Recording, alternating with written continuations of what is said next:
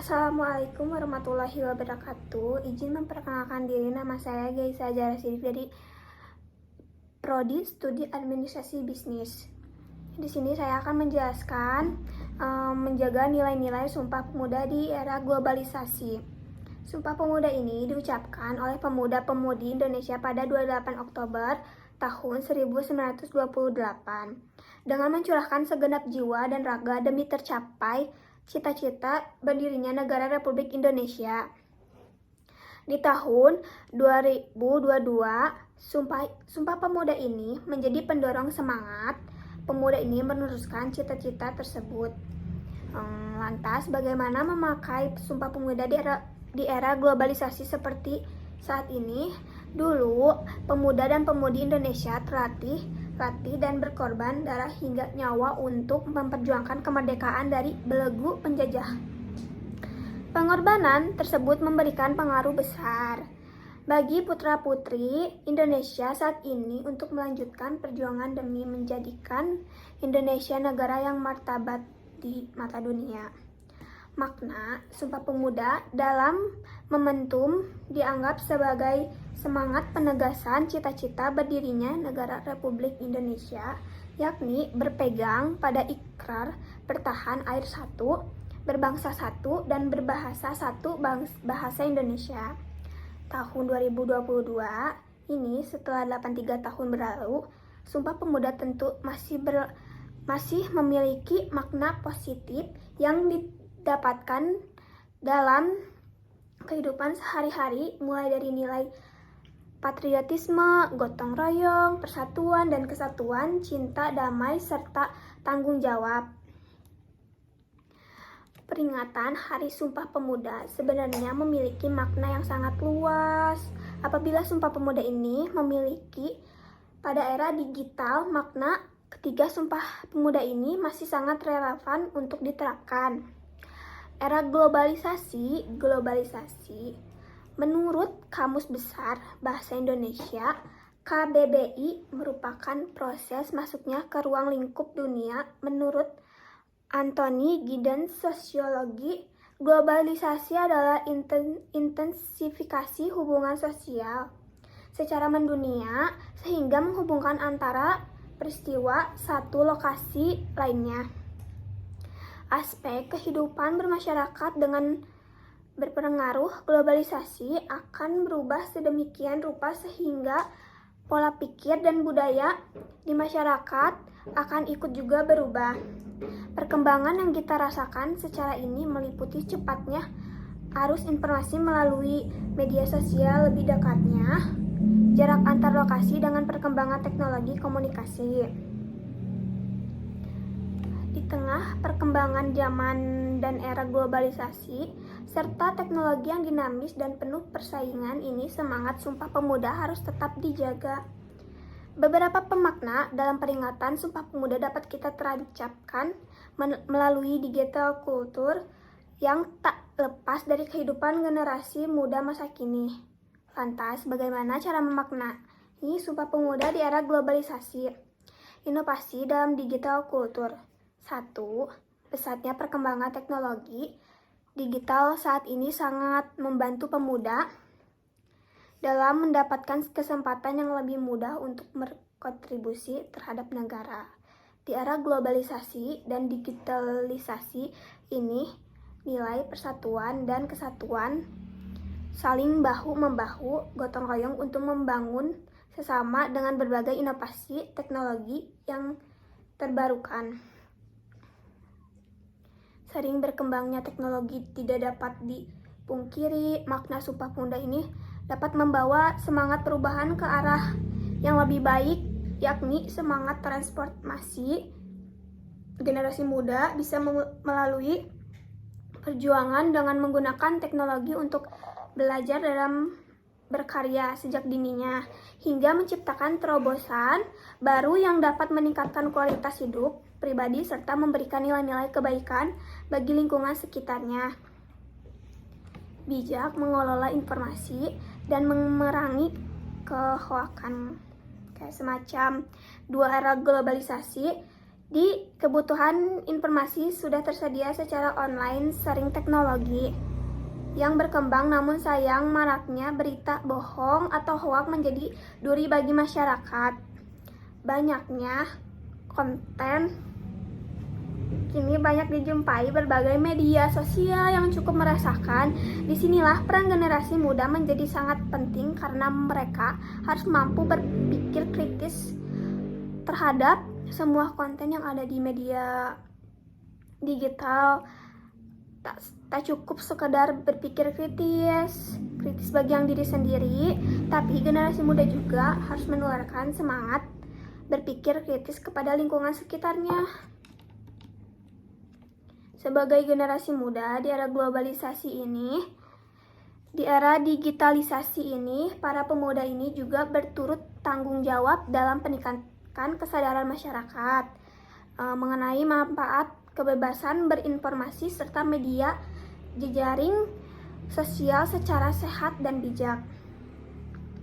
Sudah saatnya pemuda sebagai generasi milenial memanfaatkannya dengan lebih bijak sebagai sarana komunikasi, sumber informasi, peluang usaha hingga membangun relasi dan komunikasi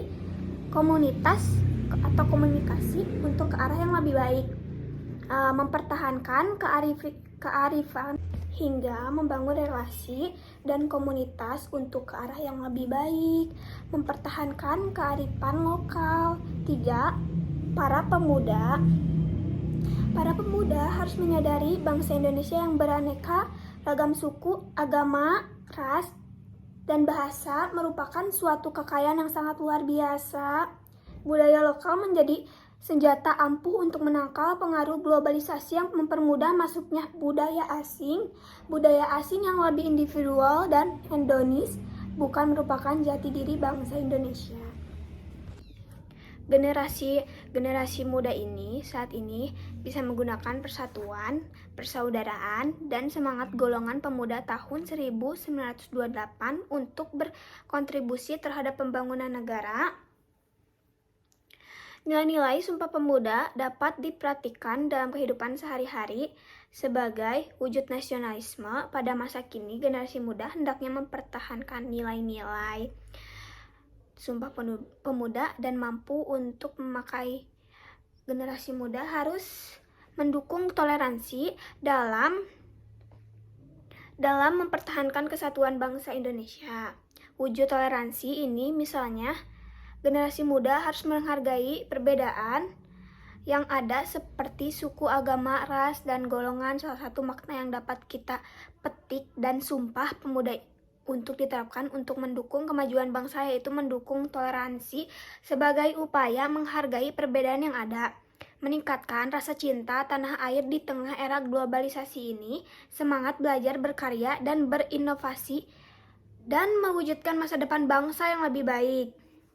Oleh karena itu, untuk memakai Sumpah Pemuda di era yang serba digital, generasi muda menjadi ujung tombak dari bangsa Indonesia. Tantangan yang dihadapi pemuda saat ini dengan pemuda tahun 1928 tentu berbeda.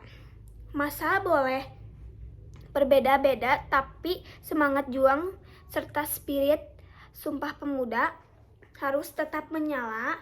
Berikut makna Sumpah Pemuda bagi generasi muda di masa kini yaitu 1. Saling menghormati dan menghargai sesama anak bangsa. Generasi muda untuk mencontoh spirit Sumpah Pemuda yang digelarakan para pemuda di tahun 1228. Di masa itu, meskipun mereka berbeda suku, budaya, agama, dan ras, tetapi dapat berjuang bersama. Di zaman yang serba digital sekarang, intoleransi pun meningkat. Para pengguna media sosial saling serang komentar dan saling ejek satu sama lain seolah menjadi makanan setiap hari. Generasi muda diharapkan tetap diteguhkan hati untuk saling menghargai dan menghormati sesama anak bangsa. Untuk menumbuhkan rasa persatuan, kita dapat melakukan dengan melalui sikap saling menghormati dan saling menghargai antar sesama. 2. Stop hoax, terus sebarkan pesan positif. pengaruh media sosial saat ini dibagi kehidupan bernegara dan bermasyarakat cukup besar, apalagi semakin maraknya kabar bohong hoax yang menyebar luas di kalangan generasi muda ataupun masyarakat. Pemuda Indonesia hendaknya bisa berhenti menyebarkan berita hoax dan bijak menggunakan media sosial agar lebih bermanfaat. Menyebarkan energi positif memang terkesan sepele, namun justru memiliki dampak yang cukup besar untuk masyarakat dengan menyebarkan luas energi positif melalui pesan singkat atau postingan, maka secara tidak langsung dapat membangun kembali semangat solidaritas dan rasa persatuan di Indonesia. 3. Menanamkan rasa bangga terhadap air. Generasi muda terhadap tanah air ini, Indonesia harus bangga terhadap kebudayaan tanah air, karena Indonesia punya segudang kebudayaan. Jika warga negara lain bangga terhadap kebudayaan kita sebagai anak bangsa harus lebih bangga lagi. 4. Menggunakan produk buatan anak Indonesia. Budaya Indonesia kaya akan produk-produk inovatif dan beragam yang perlu didukung generasi muda, yaitu kecintaan terhadap Indonesia. Masih banyak masyarakat yang beranggap bahwa produk buatan anak Indonesia ini kurang baik jika dibandingkan dengan produk di luar negeri, seperti Tubuhan yang Rasa Cinta Tanah Air, dengan menggunakan produk-produk pembuatan anak bangsa sehingga dapat memberikan kontribusi besar dalam meningkatkan perekonomian Indonesia. 5. Menggunakan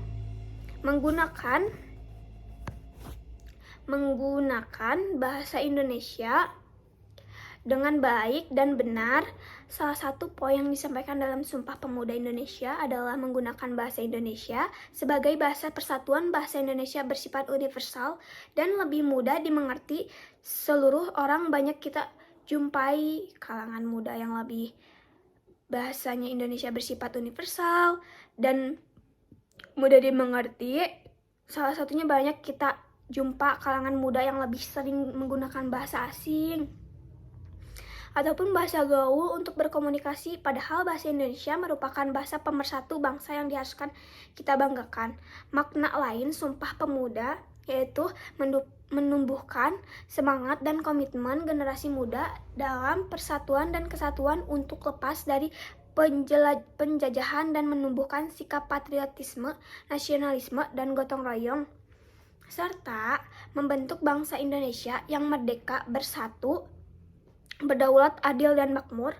Selain itu, Sumpah Pemuda dimaknai sebagai awal dari perjuangan bagi para pelajar, dan tugas mereka kini adalah mempertahankan rasa persatuan dan kesatuan.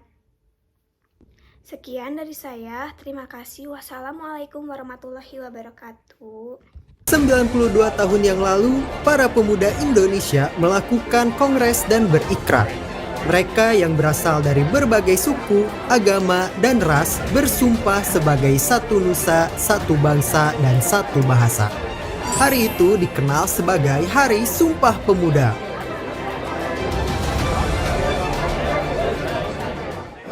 Diawali dengan berdirinya organisasi Budi Utomo yang diinisiasi oleh pemuda pelajar Stovia di tahun 1902, terus diikutin dengan munculnya organisasi pemuda lain di berbagai daerah, kayak Yong Yava, Yong Sumatra Bon, Yong Celebes, Yong Ambon, dan banyak lagi.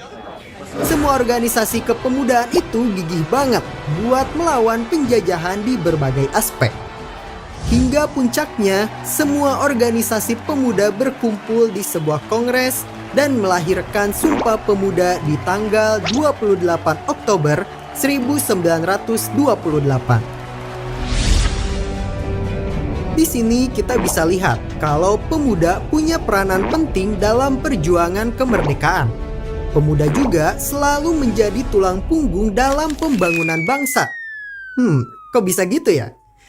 Dalam fase perkembangan manusia, usia pemuda itu lagi masa-masanya produktif. Pikirannya masih segar, idenya lebih kreatif, dan tenaganya masih kuat.